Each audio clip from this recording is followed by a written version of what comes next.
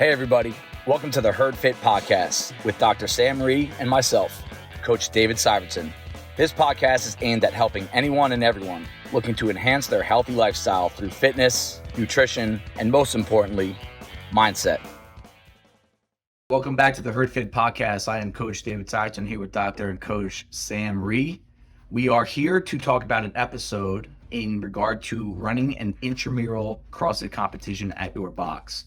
We are sitting here almost 24 hours after Bison Bowl number 7. So that means we have run 7 intramural CrossFit competitions at our gym. I believe the first one was, I don't want to get this wrong. I do think it was 2016, 16, 17, 18, 19, nothing in 20. Oh, it was 15. 2015 was the first time.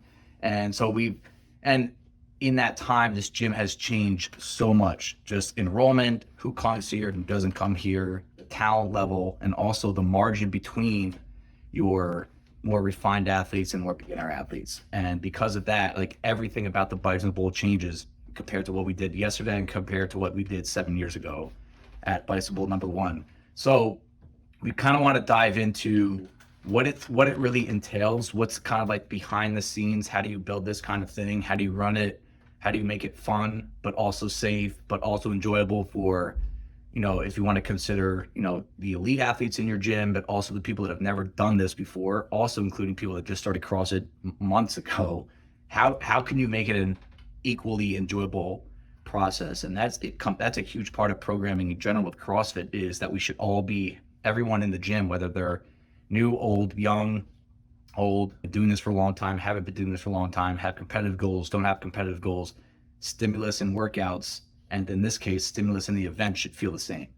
And that's a really challenging task, but it's very doable. So we're going to kind of dive into a lot of behind the scenes work with the Bison Bowl, and we'll give a lot of examples from our gym, but we'll try not to get too specific there because we know there's a lot of people listening that don't know our people. So us talking about Dave Book getting so good at everything. They're not going to know who Dave Book is, but I do think there's some examples there that we can kind of tie to your gym, that if you ever want to run an event. I will say there's probably 2 or 3 events per year that stand out in my mind at Bison. One of them's the holiday party. One of them's the open party that we run at the gym, and the other one's the Bison Bowl. And I think the gym, without those events, really kind of would prevent us from coming closer as a group. I would say you are probably one of the most valuable people in terms of being a resource on how to run an intramural competition. You've done this before, and I've seen everyone except for one. I was out of town for one, but I think I've seen all the others. And you are a one-man band. You cover everything from soup to nuts. You handle all of it from the beginning to end. And so this is a good way for others to sort of look at why you should do one, how you should do it, logistics, scheduling, planning, and the benefits of it. And I agree. I think this is one of the few events our gym looks forward to. Some people will not come out for most anything else at the gym, but they'll come out for the Bison Bowl. Yeah, that's true. And so what is the Bison Bowl? Let's talk about this. It's a competition.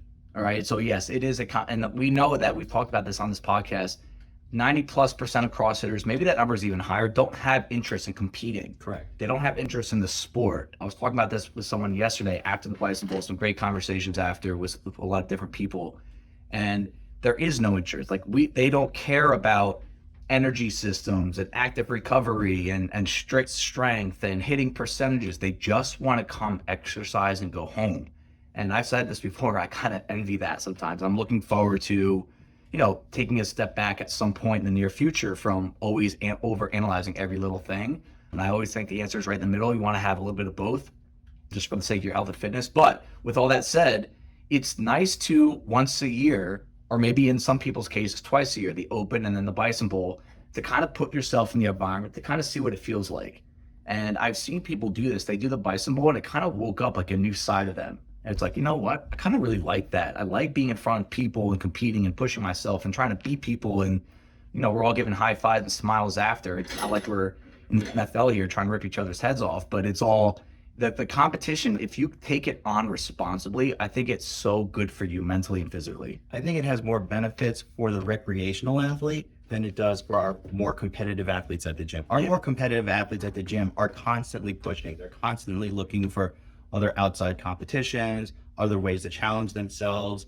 This is a very safe way for our, like you said, brand new recreational athletes who just come for a 5 p.m. class to be with their friends, try to push a little bit. And they get the most benefit out of anyone else. So even if you think your gym doesn't have athletes, they're going to enjoy this. Yeah, good. That's a great point. So a CrossFit competition to me that is one day, all right? I think you need at least 3 events. It's ideal if you can have 4, but logistics of timing and trying not to keep people here. I mean, I had probably 2 handfuls of people saying like, yo, I got to be out of here by 12 tomorrow. So you just got to consider, you have to really look at the numbers and see how long your workouts are. But I think the minimum is 3. And in those 3 workouts, you need to make sure that you're testing strength in at least one of them. And you can test strength so many different ways. I'm not a huge 1 rep max guys, but there should be a strength test in there. There should be something gymnastic based too. And that could be so many different movements. That could even include burpees. I consider burpees gymnastics, but burpees, handstand push-ups, muscle ups, pull ups, toes to bar, wall walks, all that stuff. One of those movements or a test of those movements needs to be in there. And then there's to be a conditioning component, which in most cases, most workouts in CrossFit have a conditioning component. So that's really what I try to break that down first is, all right, we're going to go strength in one event and you try to switch it up year to year, put gymnastics in an event where that's going to expose a weakness or show off a strength with a certain group of athletes or a team. And then you have kind of your, what I would just call mixed modal, something that has a little bit of everything. And you do try to kind of get all 3 of those tastes within the competition. So that's really what I mean by CrossFit competition is 3 workouts and they test all those different forms of fitness and you do get ranked in competition. There's first place, there's last place. And that's kind of something that makes some people uncomfortable. But again, I think it's good for you to go through that kind of stress or, joy, if you're on the top of the podium at the end. So that's what I mean by CrossFit competition. Now, here's the number one thing that I'm glad we did. We do this on Saturdays at the gym. Let's get your thoughts on it, Sam, is we make the teams. We do not let people say, hey, I want to sign up for the Bison Bowl. And then they go text their 2 friends and say, hey, do you guys want to be on a team? For competitions that you travel to, all for it. Yes, you make your team and you go for it, right? Man, Malone and I that we just had on the last couple of weeks, we signed up for competition in September. We travel there, we pick each other, we train together, we go after for each other. But we would not do that. We're okay here. We do not do that at the Bison Bowl. Basically what we say, and I suggest anyone that runs this, I'm going to tell you why. You tell people to sign up as an individual. And then when you're doing this, you say, hey, do you want to be RX or skilled? Most people say RX or skilled. They pick one, and then you have a handful, if not more, say, hey, I'm fine with either. I'll do RX or skilled. And I'll tell you why that's really important. That's huge to have. But Sam, real quick, thoughts on us doing it that way, where we don't let the people here make the teams? Well, the first thing is I'm very glad it's not an individual competition. Yeah. That it is team. And I think any intra-box competition should always be team. There should really never be an individual competition. Yeah, and you know what that is? And that's what the open is. Yeah, that's what the open is for. So that you get that taste. Right. The second thing is that when I agree with you that you really need to be able to make up teams and not just have your buddies team up with you. But in order to do that, you have to know your athletes at your gym extremely well. And I think that's where you shine, Dave, because most of the time. This year, maybe we had a ringer in there, underestimated somebody. But in general, every year, it's amazingly close. And the reason why is that the capabilities of all your athletes. Yeah, reason number 147 that owners of a gym, or I should say head coach of a gym, but in a lot of cases, they are the same. You have to be very involved. And being involved is not coaching 4 classes a week and just kind of being there to work out every now and then. I really think you have to coach, and when you coach, if this is possible, you coach the morning, you coach the midday, you coach the night, based on you have a different schedule almost every day. And even with that, even further than that, the classes where you work out, coach, you try to come and work out with different groups too, because I really think that you can get a different taste for athletes when you're one of the athletes in class working out with or against them, right? But also when you coach them, you see different things, right? You're a little bit more aware, but there's a different taste, a different feel when you work out with them. And that's something I've always tried to be very aware of. Like when I work out with certain classes or certain people, even though I'm very focused on my workout, there's good energy or bad energy that comes off a lot of people. And I get that when I work out with them. In coaching, you don't really notice that as much. On the flip side, when you coach, you get to, because you're not working out, you really get to observe, facial reactions, emotions, at the beginning of a workout, the middle of the workout, the end of the workout, the days that they are good at, the days that they're bad at. And then you really kind of put all this information in your memory bank so that when you get 100 people sign up for this thing, you can really, capabilities, which we'll talk about next, and then but more importantly, the mental makeup of a lot of these people. And I don't want to say I was avoiding putting certain people together based on personality, but there are certain things that I know could ruin the experience of someone if they were paired with someone else based on personality. And I don't want that. Now, I don't always want to run away from it. Like I try not to put good friends with each other in the Bison Bowl, which is hard in a gym like this because a lot of people are friends with each other. But, there's some, BFF types here where like, all right, cool. You guys aren't going to be on the same team. And I want you guys to be with someone that you don't work out with on a regular basis. I had so many people come up to me yesterday say like, I've never met my teammates before. They've been here 3 years.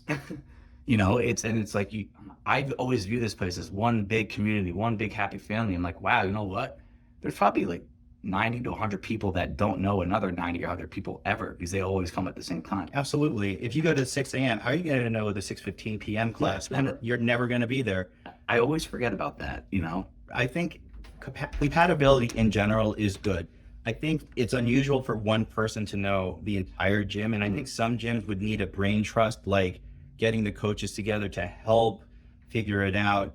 I think you're unusually gifted. I hate to say that word, like gifted, but you have a particular talent at identifying people's mental makeup in terms of their workouts. And the thing is on the scaled side, especially the beginner athlete, it's not as hard to figure out, capabilities and to pair because, they're not usually going to be gunning for it. I mean, there are always a few people, but it's really on the more competitive side, the more athletic side that you have to sort of work with those people because it can cause a problem. If you consistently mess up the pairings or the groupings every year, that will build some resentment. For sure, absolutely. So now let's talk about how do you make these teams. Before I get into that though, there's some math involved here, and you need to set up who, again, this is advice for anyone that wants to run this, but for people that have been involved in the Bison Bowl, I do want you guys to know this, how not difficult, I hate saying difficult, but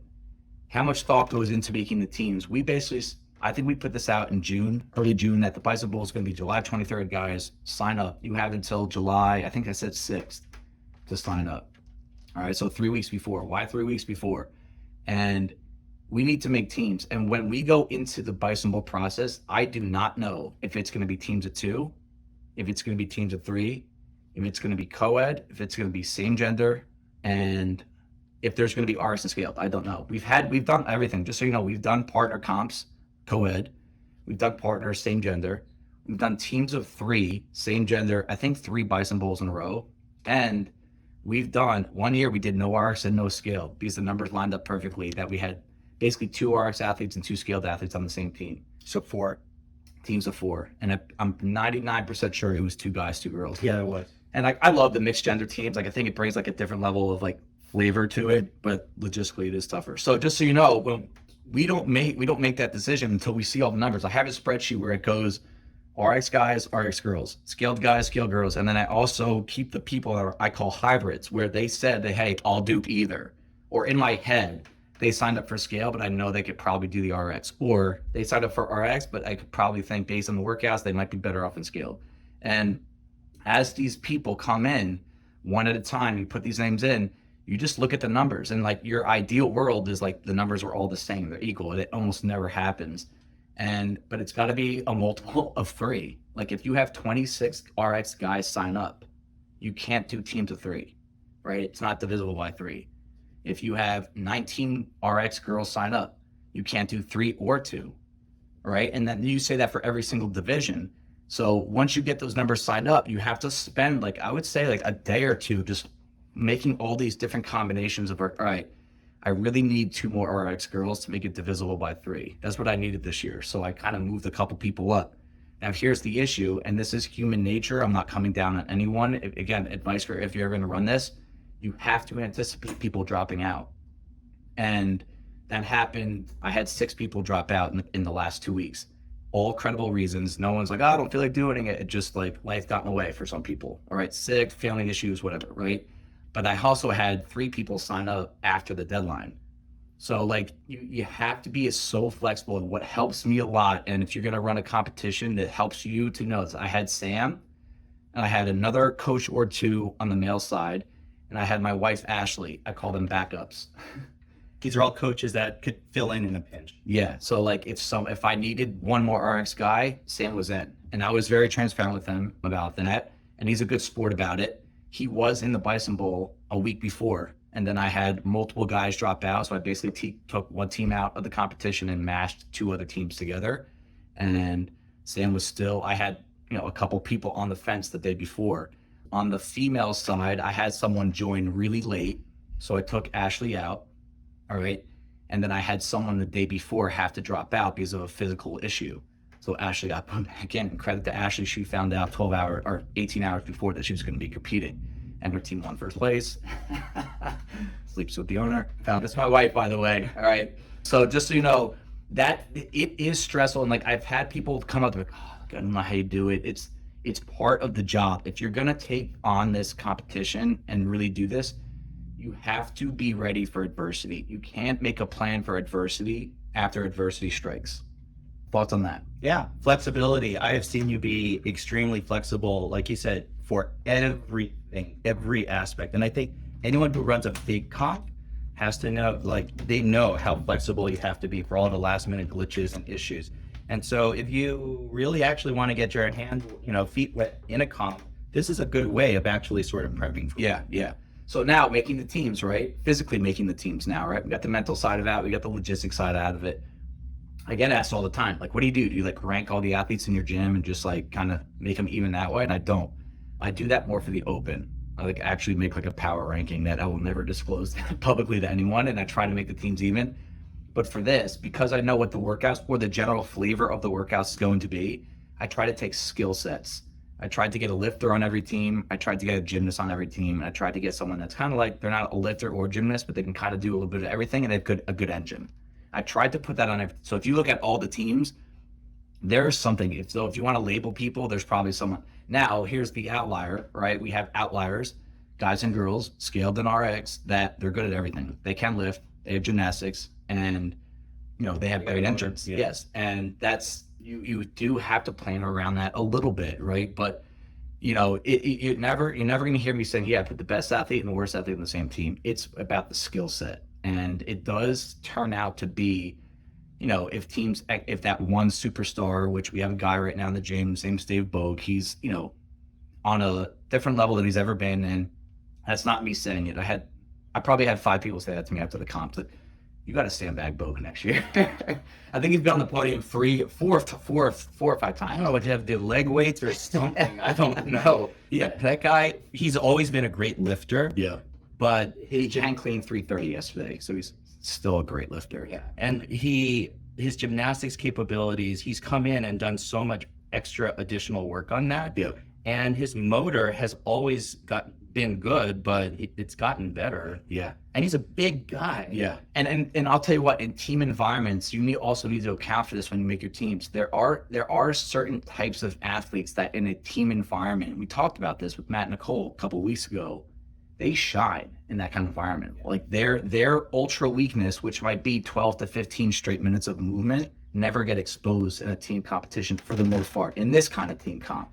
Well, competing well is a skill. Yes. And it's something that you have, some people have it intrinsically and some people can develop it if they do a lot of competitions. So you can tell sort of to a certain degree who will perform well in a competition. And I don't want to say it's digging deep or going that extra mile or whatever you want to call it. But for some people, there is an urgency to them in a competition that makes them achieve more than say someone with equal capabilities. And it's not a good or bad.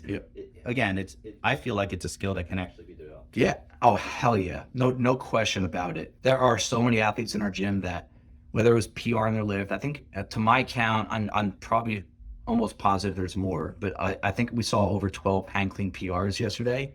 And according to my count, again, there's more, but they needed the environment. And that's what Sam means. It's like sometimes the competition environment brings your body physically to another level. However, it can go in the other direction. We get people that are so nervous, they almost lose some like body awareness, coordination, and timing. So that's something that can be, like he said, you can get better at that, just like you can get better at muscle ups, just like you can get better at lifting. But what do you have to do to get better in that environment? You have to do it. You have to put yourself in that environment over and over. And I know there's people yesterday that were nervous, maybe even not feeling well the day before, the day of, going to the bathroom every 10 minutes. I'm going to say this until I die. It's good for you.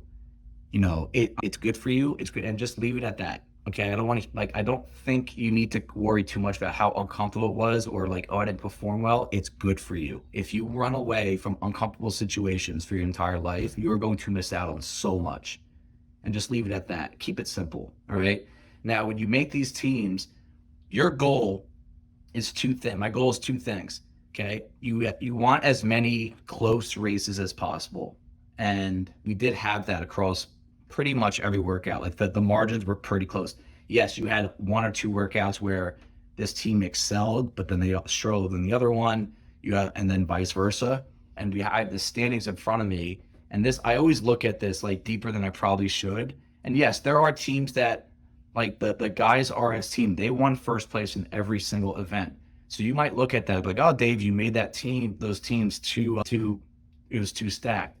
In event one, I just want to give this. Can you talk about the events and also we do that first? Yeah, and why you program them the way you do. Sure. So let's go into the first event. The first event, and we'll talk about why. That's going to help some people run their intramural comp. Event one, I usually start the event off with the strength event. It's not every time, but I would say out of 7 years, I think 5 of them started off with the strength. The strength event was 9 minutes long. This was the same for RX scale, by the way, right?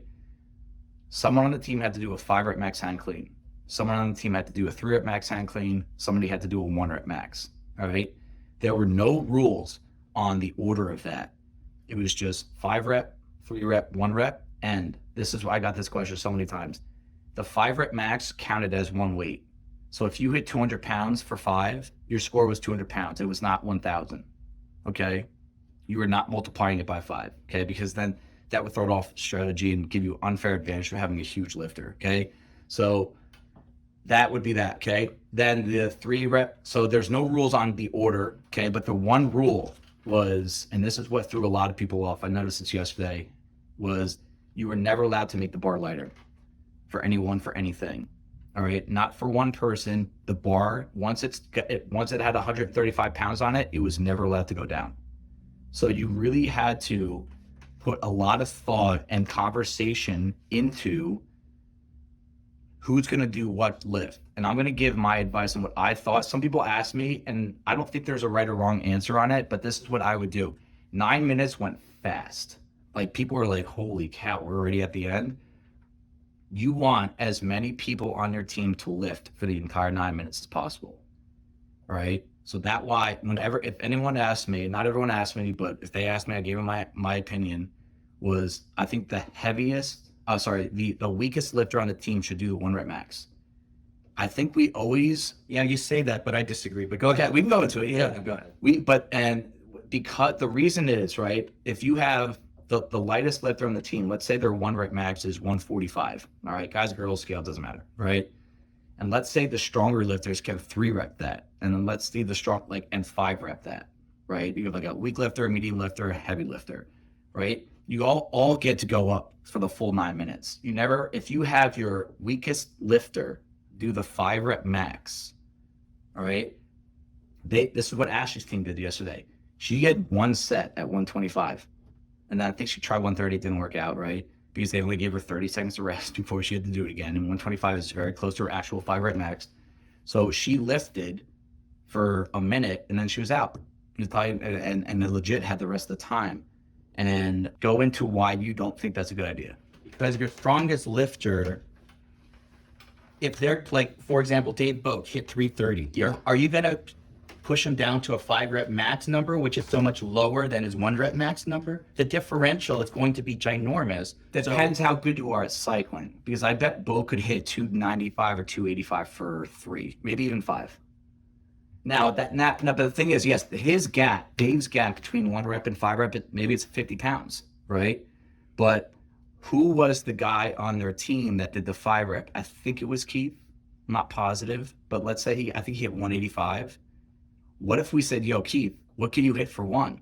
What if he could make up that margin, 40 pounds? No way. The weaker lifters can't jump 40 pounds with 1 5 or a 3. No, 5 to a 1. A 5 to a 1. No, I think no, weak lifters, their 5-rep and their 1-rep are always very close. It depends. So their one asterisk is it depends how good you are at cycling. Like if you're good at cycling, then yes, I do believe you. But if you're not good at cycling, just telling someone, hey, just go do that one for 1 rep. You don't even have to cycle shit. You just have to get under the bar and stand up one time and then you're done. I think that margin, so like really what you could do, like where we meet in the middle, Sam, is everyone should write down their 5, their 3, and their 1 and see if and then add them all up and see where you, like, what is our best one? And then maybe account for maybe another 10 pounds in a competition environment, right? I still think, but it wasn't necessarily, the numbers might not be that different if you do it my way, but what it does, it gives everyone the opportunity to lift longer.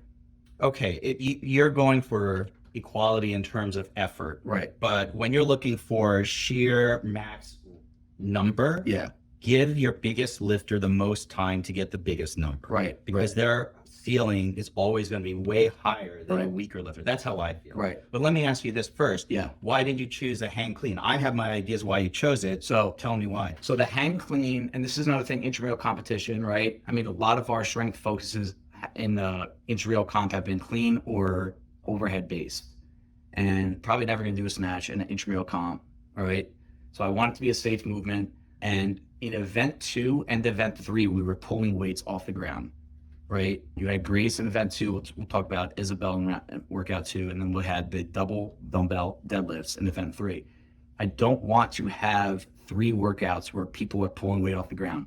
Me personally, like, I don't care about that, but I know there's a lot of people in the gym, their backs would not respond well to that. Just like I wouldn't respond well to squatting in every event. So I wanted to make sure that it was safe. And I think the hang clean from a strength perspective is one of the safest lifts you can do. Just like the mobility that's required, the positions that you end up in, also gives the opportunity for people to use technique. You know, when you watch people cycle the barbell, bounce the bar off the thighs, it's like a work of art. It's beautiful looking, right? But also if you are a squatter, you just need to pull the bar to your abdomen and get underneath it. If you're not a squatter, you're gonna have to pull it up a little higher.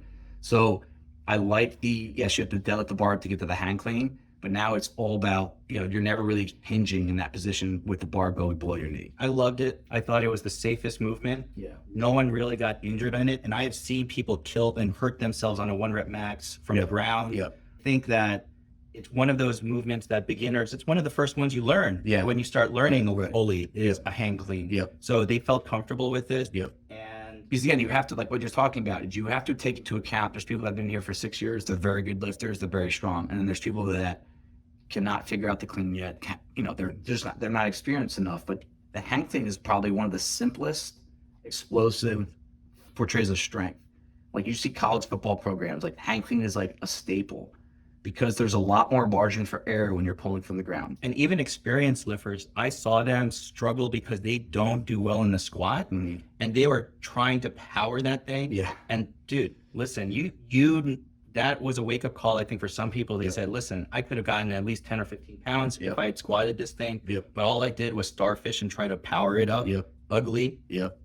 Here's another thing to learn. Boke and I talked about this after. He goes like, and he was not making a dig at anyone, but he was like, the girls, like, none of them look right. He was like, that's the number one thing he looks for when he stands behind someone that's lifting, is how are they holding the barbell? Is it a normal or are they getting the thumb around? And I agree with him. Especially, and it's a hang, especially when you're going 3-rep, 5-rep. 1 rep, it's still important, but I cannot express to everyone how important the hook grip is. Guys, if you don't know what the hook grip is on YouTube right now, right? Thumb goes around the barbell, and then your fingers grab, your two, maybe three fingers grab that top knuckle. And it's so uncomfortable when you start. Like your first, I would say 30 workouts with the hook grip, you're not gonna like it. You're gonna think it's stupid. I will say this, it's an Olympic lift, right? If you went to an Olympic lifting gym and you didn't hook grip, they would not let you lift. Bergener won't let you lift. Yeah, it's not even like an option, it's a rule. And I will tell you, there's two reasons why it's gonna help. One of them's obvious, one of them's not. The obvious is that it strengthens your grip on the barbell. Your hand, it's almost like the bar is stuck in your hand. So you never have to deal with, man, I can't hold on to it, my grip's not strong enough. It won't happen. It's hooked into your hand, hook grip, okay? The other one, what's my number one cue that I still use all the time? I think it's the best cue for a lot of Olympic lifters. Knuckles down. Knuckles down. When you grab your thumb and you curl those fingers around the bar, it naturally puts your knuckles facing even further down, almost borderline in. When I don't do that, you get that slight angle change of your hand. And when you go for a heavy hand clean and you hip extend, your knuckles start facing forward. The bar goes an extra 2 inches in front. And I'm telling you this right now, that some of the people that I saw fail the lifts, and I say this all the time in my classes, it's usually 1 or 2 inches. Even if you don't care about being good at your lift, you have to do it. I didn't do it for 2 years into CrossFit. Yeah. And when I finally got around to doing it, life changed. Yeah, no, it's night and day. And that alone is going to add probably, I would say 3 to 5% of your lifts right away. Even if you're not a good lifter, you don't care, you just show up for class. Yep. Trust me, it will make your life so much better. Yeah. And just so you know, Ashley told me this yesterday. She doesn't hook grip. She was like, I'm not going to hook grip, right? And she's like, your hands are bigger. I'm like, well, this is why. I don't know if everyone notices this. The men's barbells and the female barbells are different width, right? And that's part of the reason is that, yes, generally speaking, female hands are smaller than male hands. But now you have a smaller barbell to wrap your hands around. That margin is now lessened or even it disappears. So there's a reason behind that bar being thinner to hold on to. And that's the main one. And then it's also 10 pounds lighter. So there's just less material that's needed. But Even if you have a really small hand, you don't have to grab all the way to knuckle. Right. If you just overlap with your fingernail and hold on, that's all you need. Agreed. So that was event 1. That was our strength test. Event 2, okay, this one, you have to stay with me on this, okay? I'm going to go over the workout and RX and scale at the same time. So basically, you have 3 people, all right? So I gave them 3 workouts, 3 benchmark workouts in CrossFit, okay? 2 of them are working on the workouts at once. So there's always 2 people partnered up on a workout with 1 person standing off to the side, all right? The first workout was Fran, 21-15-9. Thrusters, pull-ups. The scaled was a lighter barbell, and they did jumping pull-ups, right? Once they got done with that, one of them stayed out on the floor, obviously, and the person resting came out onto the floor, and they did Isabel. We made it a little bit lighter. Again, Intramural comp, we made it 115-75 for the guys in RX, and we made it 75-55 for the scaled. 2 people take that on, all right? Now now another person comes off the floor, another person comes back on. The third pairing now does Grace, 30 clean and jerks. We up the weight, guys 135, ladies 95, and then a scaled, I believe it was 95-65. All right, so that was the workout. 10-minute running clock. So 2 athletes have to do 2 of the workouts. Yeah.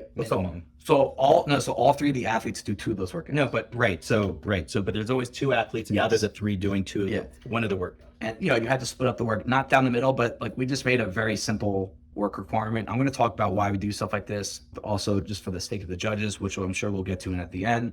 But yes, Sam is saying that there's 2 people at each of those workouts with 1 person standing off to the side. So every athlete will do at least 2 workouts. No more, no less than 2 workouts. Yes, every athlete does 2 of those workouts. So whenever time is left over, this is where we threw in some gymnastics capacity work, but also strategy, okay, was whatever time you have left over in 10 minutes, which I think some people did not finish that tripling workouts. Mm-hmm. Most teams did, and some teams got there, I think, with like 3 to 4 minutes left. And then some people got there with 20 seconds left, right? Whatever time was left over, that's 150 reps. Your team score is currently at 150 reps.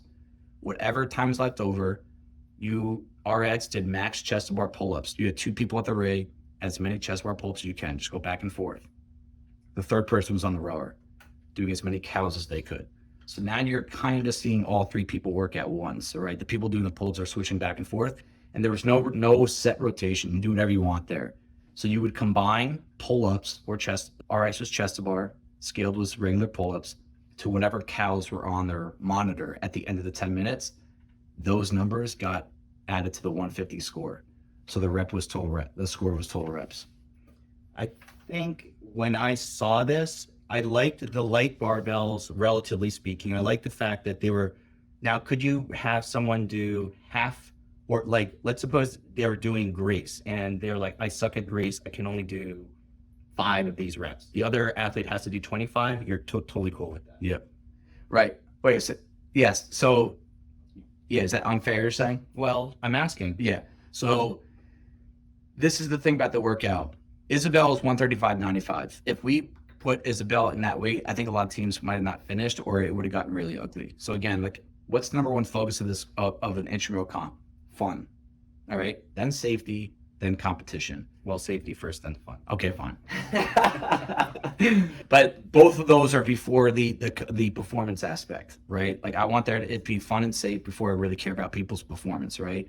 And what we could have done, and I chose not to, and I'm going to tell you why, is you could have said, hey, person one's got to do 5 reps, person two's got to do, and just go back and forth 5s. And that would have slowed things down. I mean, Cristofaro was in the scale division.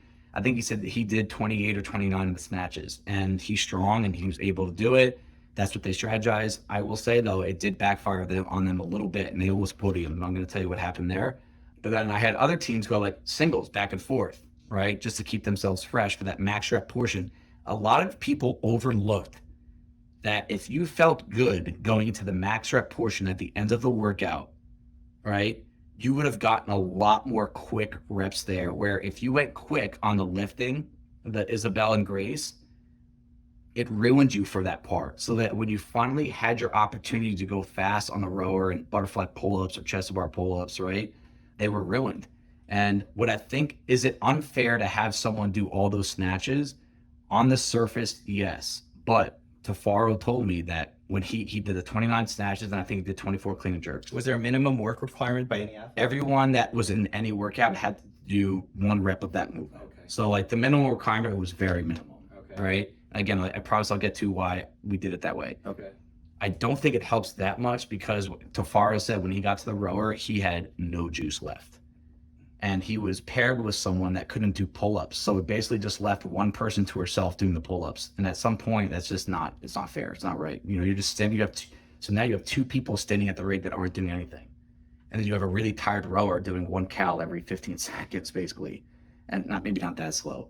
So I think that it was easier to get fast reps on the max rep portion. So even if you got there 30 seconds slower, 45 seconds slower, I still think you accrued more reps in a shorter amount of time. Well, butterfly was the key difference maker here. Every podiumer on the RX women's had someone who could butterfly. Yep.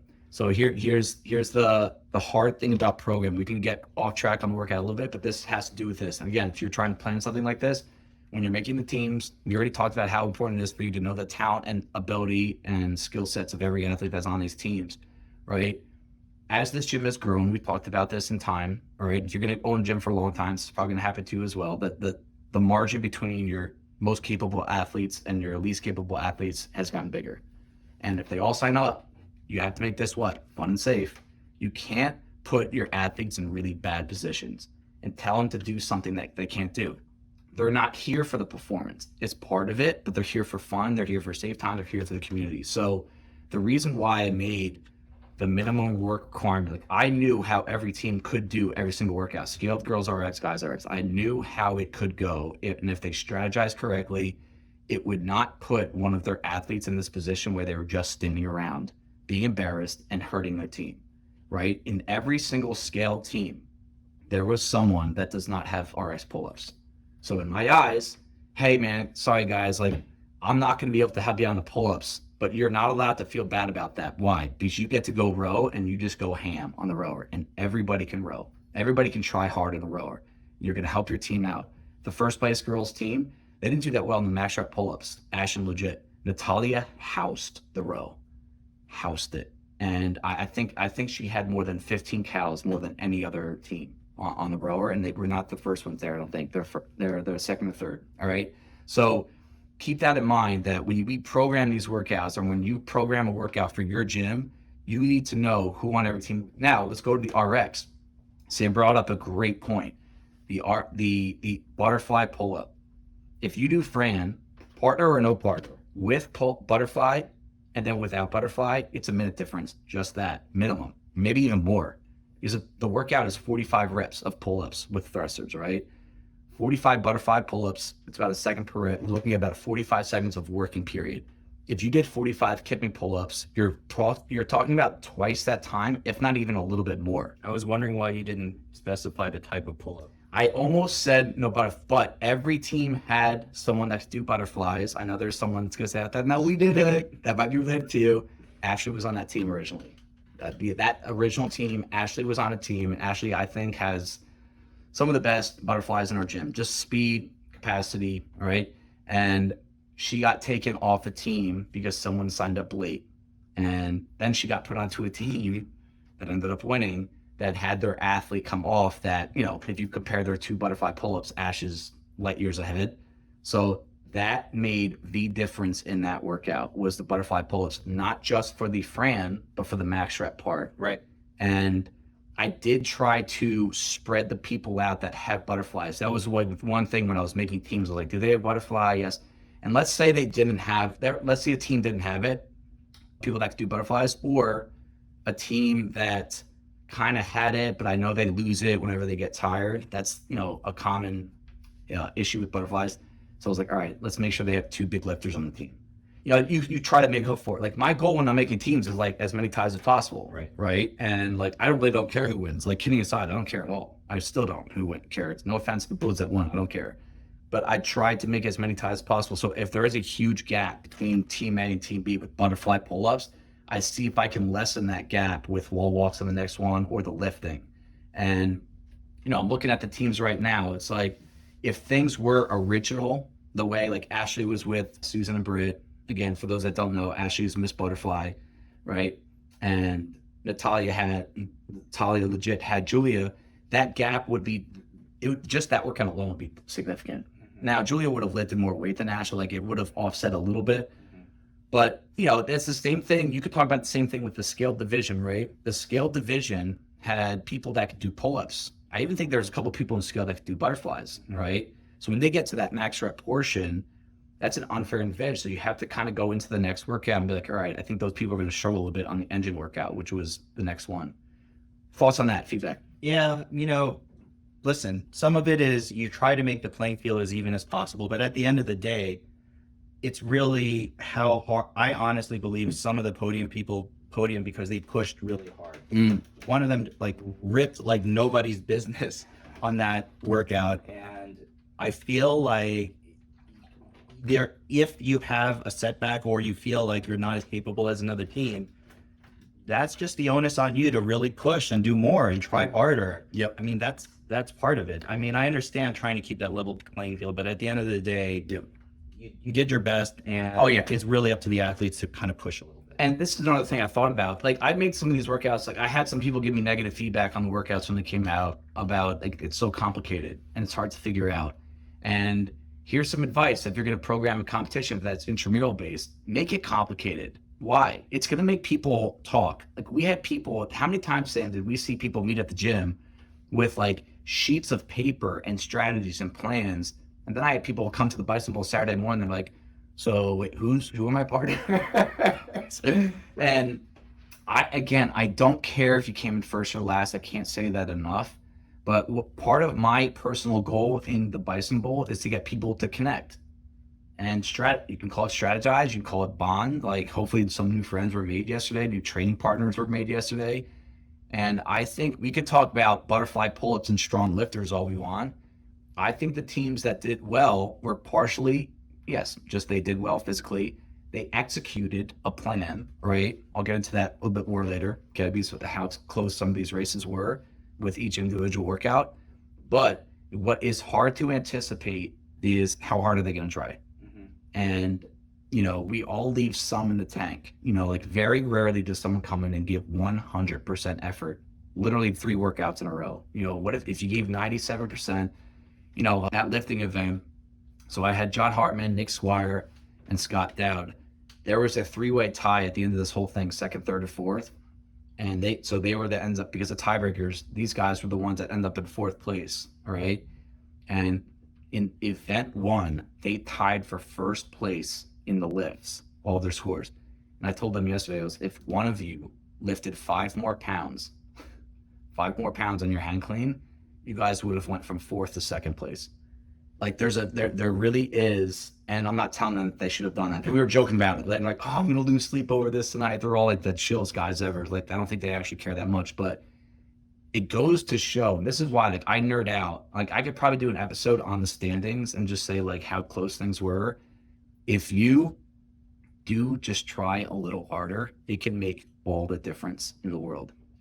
Well, it's really nice that the reason why this worked is because you give athletes the ability and the opportunity to invest themselves as much or as little as you want into this. Right. So the people who really wanted to invest a lot of time, really focus on it, prep, practice, they got a lot out of it. And then the people who were either really busy or it wasn't the biggest priorities and they showed up and said, okay, what are the workouts and what am I supposed to do? They got a lot out of it too. Mm-hmm. So the fact that the workouts were complicated didn't make it so that the people who showed up couldn't do it. Right. I mean, that's what Squire, Dowd, and Hartman did basically. Yep. And they did great. I mean, they're very talented athletes. Mm-hmm. But I really enjoyed watching the athletes that were very nervous, didn't have a lot of experience, really prepped, meet people, practice. Mm-hmm.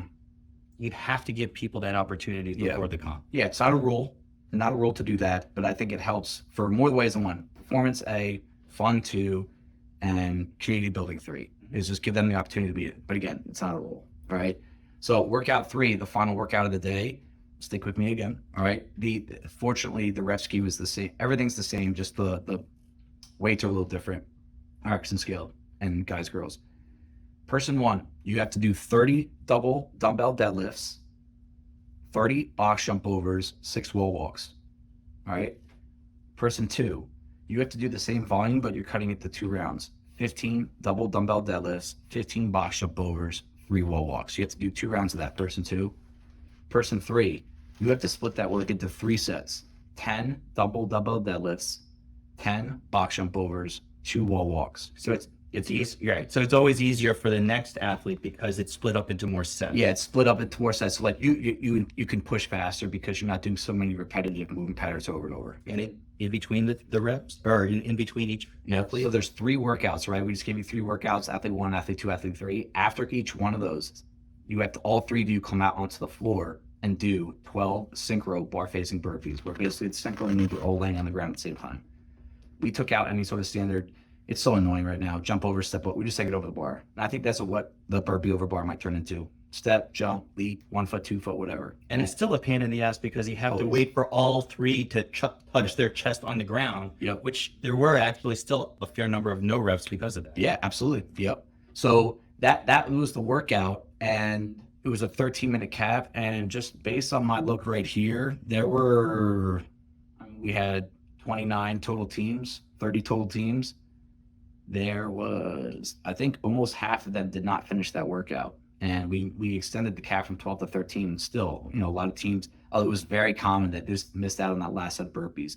So, this workout, I'm looking at 1st and 2nd place, guys and girls RX. All right. They were 1st and 2nd place on the podium for guys and girls RX. So that's another fun to look at if you ever want to nerd out, like games, quarterfinals, semifinals. The teams that do the best in a certain kind of workout, is there any correlation between that and the actual final standings? Like, take the other events out of it, it's the same result. And 1st place, 2nd place, RX men, 1st place, 2nd place, RX girls were the teams that finished on the podium at the end. And then even in the scale division, 2nd and 3rd in this event finished 1st and 2nd in the scale division. So what this tells me, this is what was the most, CrossFitty test. And, you know, and it kind of is, right? Moving weight, you're moving your body weight. There's a gymnastics, there's skill, and that burpee component. I love having synchro bar facing burpees in a team competition, intramural team competition, because it's really one of the only opportunities where all 3 people have to work at once doing the same exact thing. And I really like watching that. And like, it's one of my favorite things to watch is not who's slow, who's fast. Like, do they support each other? Are they yelling at each other? You know, the person that's not struggling that much. But also think about the workout that we just talked about. Those burpees are really hard for someone because they just did that nasty 30-36 total sum of movements right before. So now you have 2 fresh people coming onto the floor, and there's teamwork and there's understanding and almost like empathy that you need to have for the person that just came out of that workout. But also keep in mind, athletes 2 and 3 in that workout have to do burpees, then go do their triplet, and then come back and do more burpees. That's a really tough combo. So again, you have to really, I love this one from a teamwork perspective, because there's a few different ways to skin this one. And I'll give you my opinion. Let's hear your opinion, right? Is I think that one comes down to 2 things. Do you have someone that's really, really good at wall walks? Like they can bang out 6 in a row. At the same time, do you have someone that really, really struggles with them? Like once they get to 2, they start to tap out almost. So that's the first thing you have to figure out. And then, so if you have a really good wall walker, I would just say, hey, just put them first, even if they're the best engine athlete, because you want the person, you don't want to get stuck there. We saw a couple people on that set of 6. It took them over a minute to do those, like 1:30. And that's like, it's a time suck. In these team workouts, you want the shortest amount of time where no one's doing anything. That's how you do well in team comps. And if you strategize correctly and the capacity's there, that should be the case. But there's one asterisk, and this is where it got thrown off. You have to have the 2 athletes 2 and 3, the people that are going second. They're the ones that have to do burpees, workout burpees. That first person only has to do workout, then burpees. Thoughts? Yep. The 2 rate limiting steps that I saw were wall walks and the burpees.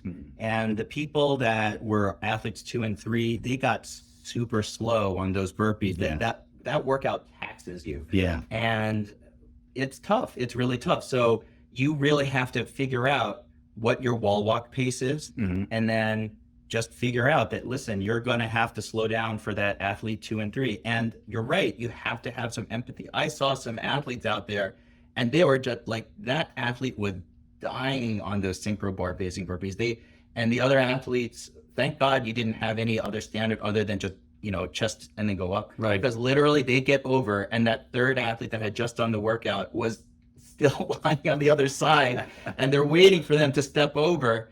That was tough. Yeah, that was tough. It's tough to watch. And like, again, that's where it's some people's worst nightmare. Like they feel like they're bringing other people down. And again, this is where like just having such a good group of people, like we're so blessed with the people at our gym. Yes, there are some people come here with like, you know, tunnel vision. They want to win. They're a little on the too intense side, which is, again, I don't look down on those people at all. Just always be respectful. That's always your number 1 rule here. But then you have some people here that are like scared shitless, you know, and you don't want to, you know, ruffle too many feathers there. But again, we talked about this earlier. It's good to be uncomfortable. And it's good to be stressed out every now and then when it comes to that. It makes you push a little further. And if you're always striving for comfort, you're going to lose. So that's where I love that combination. Here's one thing. I was going to talk about this, but I'm going to talk about it. The wall walk standard. So in the open, that tape that's furthest away from the wall, your starting position in the open, you have to touch the tape. All right. And you get your feet in the wall, you walk yourself back to your point. RX, we did the open standard 10 inches from the wall, scaled. We made it a lot tougher. I think the scaled wall walk is way too easy for the open. So I made a line 40 inches from the wall and made them walk back to it again, touch it, then come back. So that was tougher for the scaled. Credit to those guys. You guys crush it. I had so many people come up to me and say, I can't do this. We worked with them for 2 minutes prior to the workout. And what happens? Their fitness took over. You can do things that you don't think you could do. We worked on it, a little bit of technique work. There is a lot more skill in the wall walk than people think, a lot more, and so much.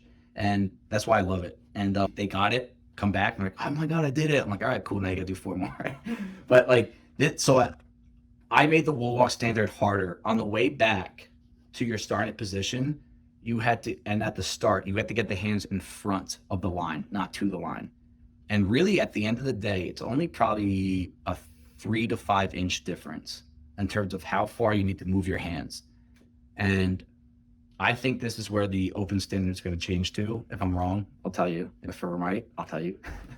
But what I don't like about wall walks in the open is it turns into a skill on the way back to the wall. And then when you're going back to your starting line, it turns into just like flop, like just get your hands, and there's no skill, there's no core tension. And the fact that we made people go an extra 3 to 5 inches doesn't sound like a lot, but it is. It made it so hard to keep your feet on the wall because when you're in that almost hollow position, feet are in front, hands are in front of you, feet are still like grasping the wall, your midline gets smoked. That was so much harder, and people literally protested in the middle of the workout. Oh, you came up to me halfway through the right, Dave, I'm getting killed. I mean, I think if they do that, I would pray that they don't have a lot of wall walks in the open, because that's a very, very challenging movement. It is, and I don't know, I go back and forth with like, I want people to get the most out of a certain movement for their fitness. And like, I just think that on the wall walk, it's more than about going back. Everyone focuses on going back. Like, I think if you really put some attention on going back to the wall, you just get more fitness out of it. All right. I'm not going to say like easier, harder, good for you, bad for you. You just get more fitness out of it. And that's the goal here. So I'm looking back on it. I told Ash yesterday, I was like, I don't know if I should have done that. So I'm still kind of like reflecting on that a little bit, because it really made it almost too hard for some people. The short people. Yeah, like that's where the height difference kind of threw us off a little bit. So anyway, that workout, I saw teams do it a lot of different ways. There was a pretty wide margin. Like the first place girls team was 11:43. And then there was multiple teams in that same, so 11:43. So they finished a minute 17 before the cat.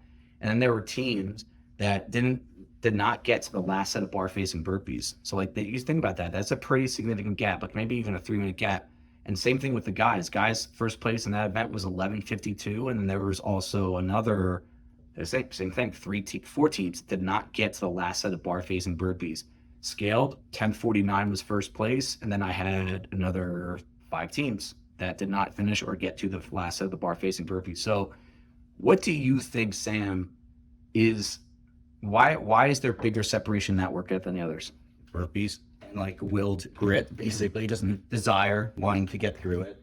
You know, you really have to suffer a little bit to get through all those burpees. Yeah, the ability and willingness to suffer. And, you know, we talk about this after the open every year, that I think that one of the most important components to getting better at CrossFit, arguably the most important, and especially if you have a performance goal for the open, you have to get better at moving your body. And I think that's where you see like people with burpees, they really struggle. It really is, when you're not moving an exterior load, there's not a ton of skill with that movement. There is skill with the wall walk, but I always think there should be more intensity and thought put into getting better at moving your body weight than lifting heavy weights. I think this was when I saw some athletes, they don't like doing burpees, so they don't push themselves in workouts doing burpees. Mm-hmm. This time they had to, because they felt obligated, because they had 2 partners to work with, and I saw them suffer. I told a couple of people, I've never seen you do so many burpees so quickly in my life, and maybe you should try these workouts with a little more urgency when you have burpee workouts, because it really is about building fitness. And if you just say, I hate burpees and I'm going to go slow, there's so much fitness in a burpee. Yeah. So much. Good timing. Tomorrow's workout. Max burpees. Workout. I'm a little tired. I don't know. Yeah, Sam and I are really sore from yesterday's workouts. Let me ask you this. So how did you come up with these 3 workouts? Did you find a template somewhere? Did you just came up out of your head, or what did you use in order to figure out that this is what you wanted to do? No template. I mean, I hate to say that, we all get our ideas from other people, like that's life in general, but there's no template for me on this. Like, I would love to maybe even create like almost like a little business of people that want to run a competition, but they struggle to program things. Like, I love programming. I love programming comp workouts, especially. I just love doing it. So if anyone's out there that wants some help on that, reach out to us. I'd be more than happy to do that. And maybe I'll create templates at some point. But here's what you do. Like, we talked about macro level strength, some gymnastics, and then some engine, and then try some mixed modal, right? These actual particular workouts, you have to know the logistics of your gym, all right? Like, what equipment do you have? How many pull-up bars do you have? How big do you want your heats to be? What time do you want to finish by? So the length of the workouts, right?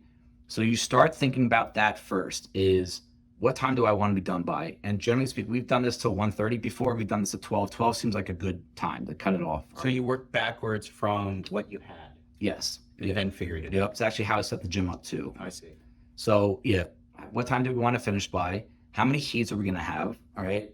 And then, so But you don't even know, because you don't even know how many people you have before you send out the workout. right. The workouts are like macro level, like we're like, all right, we're going to probably do some sort of like races to go free in. Ashley helped me out with that. And then, we write down like the movements that we want to do. I probably should have started off with that. A list of movements. Yeah, these are the movements we want to do.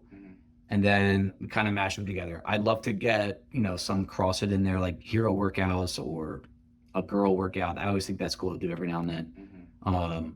And I always say the lifting event always takes about an hour, right? If not less. So now you really basically have about 3 hours to work with. So you just figure out what movements do you want to do, how much time are you going to have to use. You give yourself some margin, give or take.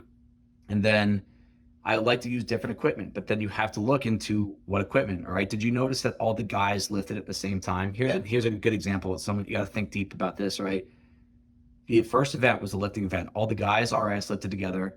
All the girls RX lifted together in the same heat, and the scale had to do 2 divisions, all right? 2 heats. Sorry, 2 heats, yes. And then for events 2 and 3, we had to make it 3 girls, 4 guys.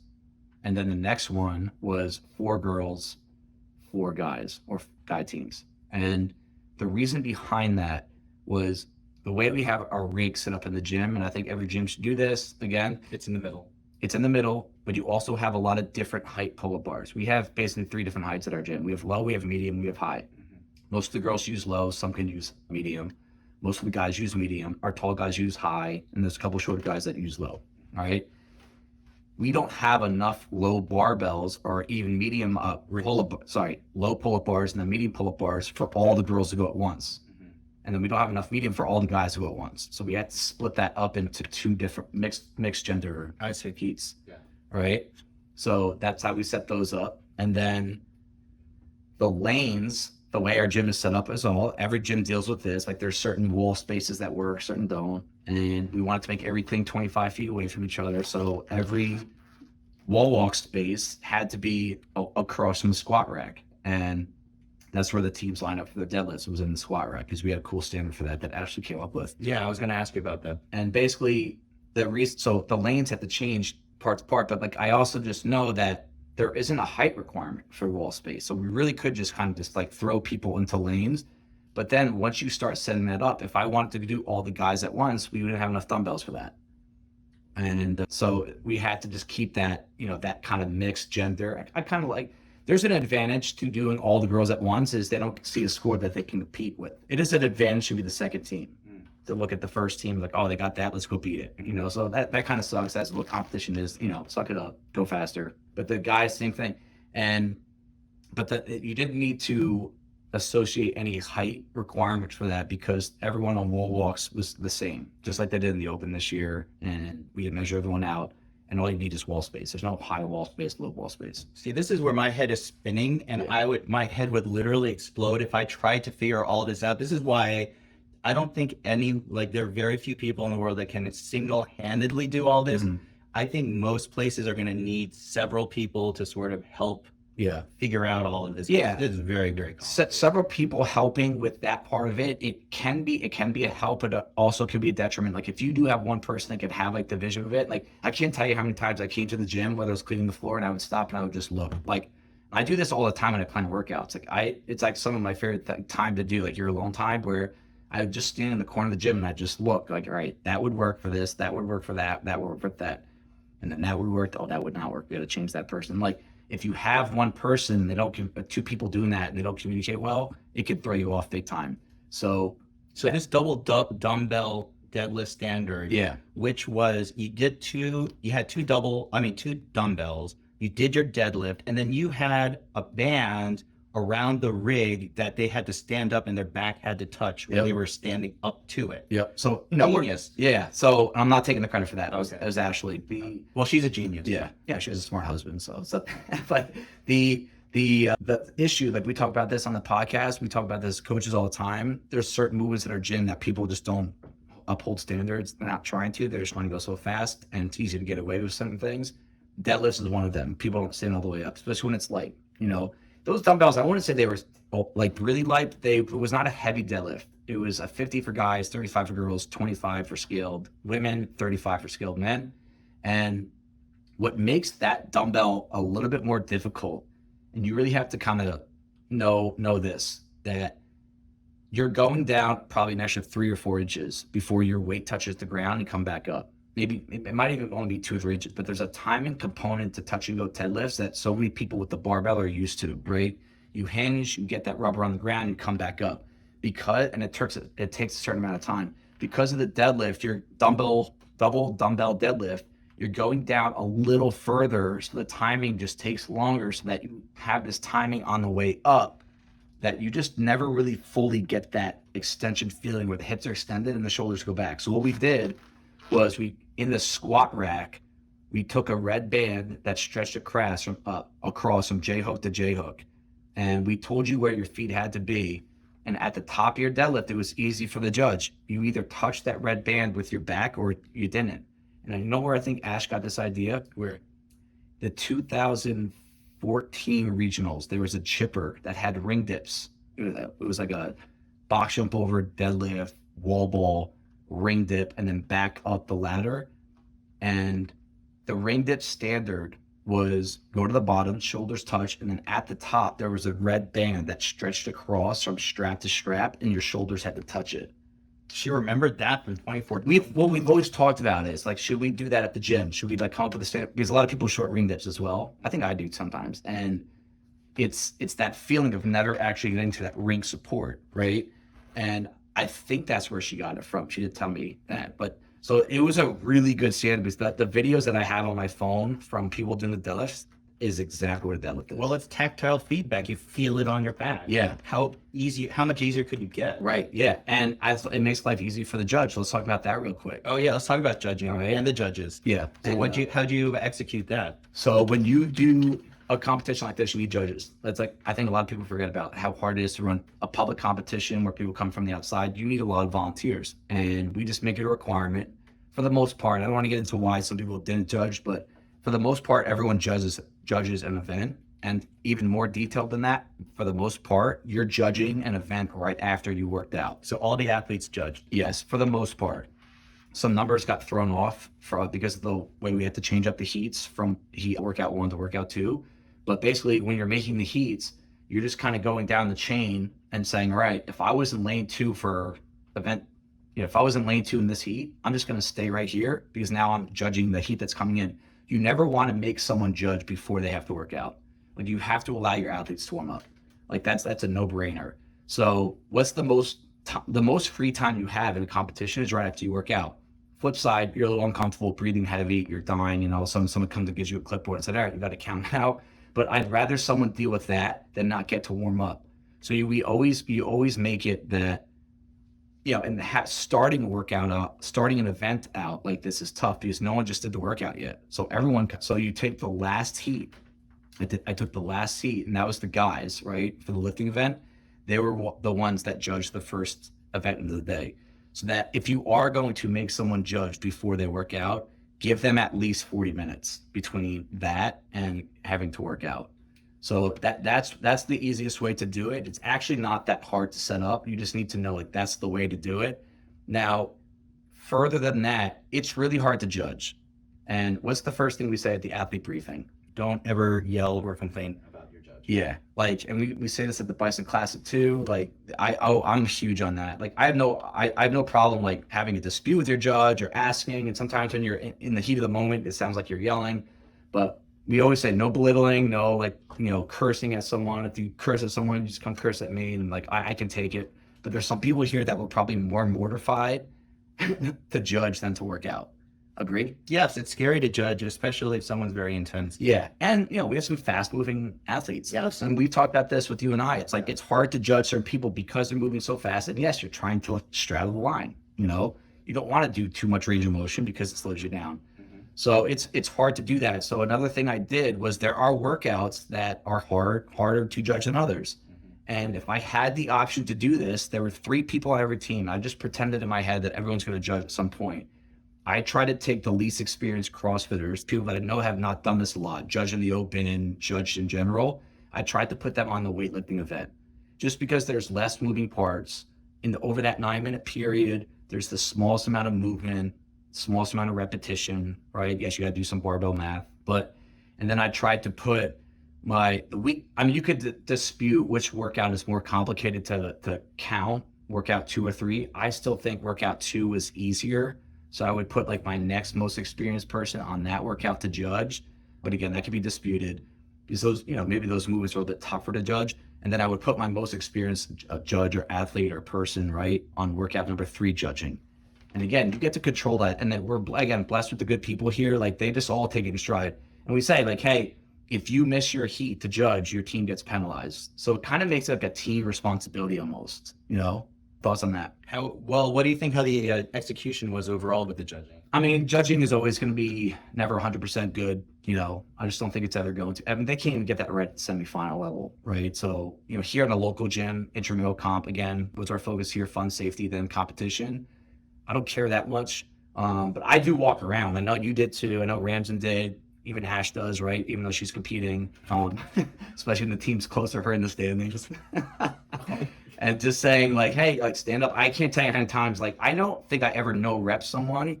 Oh, you know what? I did. You and I both did. When Hawkinson hit his 5 rep max. Oh, yeah. Oh, man, I felt so bad. I no repped him. Yeah, I had to because he stepped out of lane. Yeah. He can't step out of lane. He knew it. He's very courageous and he was good. Yeah, no, yeah. And like, I give him credit. He's never hit a 5 rep like that. So like in his eyes, he just hit a 5 rep max hand clean.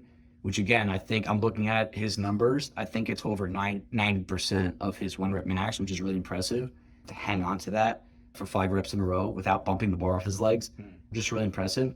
But we made the standard that we have these zones set up our gym that and most competitions do this, if you walk forward to an X, a line on the ground, and you touch that line, even if you hit the lift, it doesn't count. Part of that is, that's what Olympic lifting is. They don't let you walk all over the place with the barbell. But B, I still get stressed about this when we do max lifts and there's people even 10 feet away from each other, that I don't want someone falling back and someone falling forward. And, you can get really messed up with all that weight. Well, safety, you were very adamant about logistics and safety. You said, don't put your barbell plates anywhere in the front or behind you, only to the side. Yeah. So there are, especially in a space where there's so many lifters and so many things are going on, you have to adhere to guidelines and rules because you don't want a problem from a safety issue. Right. And like, I'm friends with a lot of the people here. And like, I don't I'd never want to be the drill sergeant type. And I know sometimes I come across that way. It's never because I want to. Like, I think some people love power. People listen to them and making rules. I would say 95% of our rules are so someone doesn't get hurt. And like, I do care a lot about that. So if someone out there is like, why is he being so like loud and strict about this? It's for that reason. And same thing, we just had to tell our gym, like with kids in the gym during classes, like I'm not anti-kid, obviously. It's more like I've seen this happen where a kid has a ball in their hand, they throw it down to the middle of the floor and someone's doing a heavy clean. Like, it's not about your kid, it's not about you, it's about the people's safety. It's like one of our number one jobs here. So when you have people 10 to 15 feet away from each other, that usually is enough space. But if you let them walk forward and you have plates in front of you, plates behind you, that one time, all it takes is that one time for someone to get really messed up. And you're talking about 300 pounds being on your front rack and fall down or fall into someone else, that can happen. So we tie that back to the judging. That's why Adam hit his 5th rep and he was pumped and his toes touched the line. And Sam no repped him. And I was walking around the gym and I almost came over to you and said, no, I just put my hand up and you said no rep. So that was kind of like one of my rules. It helps to have, if you're going to run a competition, to have multiple floaters, whether it's you, whether it's a couple of your coaches, just to maybe not necessarily no rep someone, but just be like, yo, stand up. Like, hey, like if they hear that voice, they get a little nervous. That happened a lot. Like I would come over on like that cycling the snatch, cycling the clean jerk, like, a couple people got away with the no rep or two. So I'd come over and like, just yell. And it probably sounds like I'm coming down at them, but like yell, like stand up, like wait, pause. The next rep is perfect. And you do what you can with the judging. I did the same thing. I was roaming and the 2 things I saw most were issues with the wall walk standard. Yep. And the other one was the box jump overs because people, or especially the scale version where they were stepping over, keeping both feet on top of the box briefly. And some people are really quick, and they're almost bringing one foot up as they're bringing the other one So down. common. And there were a couple of people who, if I saw more than one or two of them, I was like, gotta keep both feet up on the box. And then they would fix it. They can do it. Yeah, that's not a problem. I actually think I'm more strict with judges during the open. Like I get kind of like really stern during the open when I tell people, like, when you're judging the open, like you have to try very hard to do your best, right? In this, I tell people to do that, but I'm not really going at judges at all. Like, I'll go at a judge during the open, especially if I know that they're letting their friends skate by a little bit, or their husband or their wife. But during this, it's more about keep it safe. Don't make it anything blatantly obvious. Because again, what are we here for? Fun, safety, then competition. The open to me is, because there is an individual and there are some people competing there, you do have to push the competition up a little bit, in my opinion. One of the funny things that happened yesterday was that wall walk stand was really hard. Yeah. And Kristen Blake, I'll name her, was blatantly not following the standard. And her hands were not even closed. Yeah. And I come over and I was like, that's a no rep. And she's like, I can't do this wall walk stand. I said, yes, you can. Just give it, put your palms out there. She had one wall walk left. Yeah. She didn't even come close. She got up and she dared me to make her do it again. She just kept walking, and she's like, "Don't be so judgy." only Kristen Blake could get away with it. Yes, I mean, judging is a thankless job, and it's hard. I say it all the time. I think it's harder than competing, harder than working out for sure. And that's another thing where I want to be a little more thankful. Another thing, like thankful to the people for just participating in it rather than coming at anyone for it. Another reason why I care more about the open judging than this is our results here do impact people outside of our gym, right? We talked about this after the open. Like, if you let your athletes skate by, or your judges not really have to judge during the open, it could mess with someone that's trying to get to that top 10% bubble. And I'm telling you, it's rampant. I bet it's rampant at the quarterfinal, semifinal stage. So there might be someone that has like this lifelong goal of hitting a top 10% quarterfinal stage. And because you're always letting things skate by, what you're doing in your gym has a really negative impact on outside the gym, where if we, let something skate by, or I'm not going to be on top of a judge that's never judged before, it really is not affecting anyone outside of our gym that much, right? If at all. So that's another reason why I'm a little bit more strict there. So I know we need to wrap this up soon, but the one thing I want to mention is comments on the execution of the other comp, especially when a transformer blew 10 minutes. What was it? One workout left into the last event. Yeah. And it was completely black. There was no heat. There was no AC. There was no fans. There's no music, no lights. It was completely pitch black. Yeah, it was kind of cool. I mean, I got really lucky there. So we were on our last workout, and we were in the second to last heat, like literally 30 seconds left in that heat. All of a sudden, the lights went out, and I figured someone shut the lights off all of a sudden.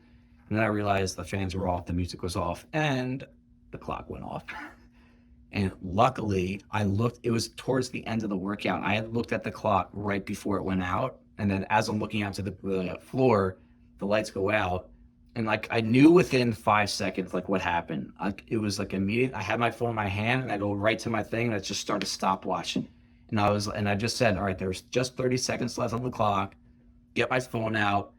By the time I realized, got my phone out and got the stopwatch going, it probably took me about 10 seconds. So I just yelled out, 20 seconds left, 15, and 10, 5, 3, 2, 1, done. And that was the end of that workout. And then we quickly found out that we went and checked out our electric box, nothing was there. We go outside and there's cop cars everywhere. So something blew, PSG was out there. Someone's like, it's gonna take 8 hours. So not only did we lose lights and the clock, but there was no AC. It was very hot outside. We don't run the AC that much at the gym, but we run it for the comp, and it still never got below like 84 degrees, 150 sweaty people in there.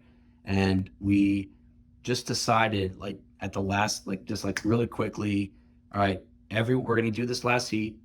Everyone that's judging, get your phone out, and you guys are gonna use a stopwatch. You're gonna be telling your team, which was their phones, basically. Yeah, exactly. And I gave everyone a 3, 2, 1 go. I ran 13 minutes on my phone. They all did the same. And I gave clock updates as we went. It wasn't a huge deal, but if the team finished, they needed to know what time they finished it. So that was the purpose of the people that had the clocks. Remember, this was a workout that a lot of people teams did not finish, so they were just using me as their clock.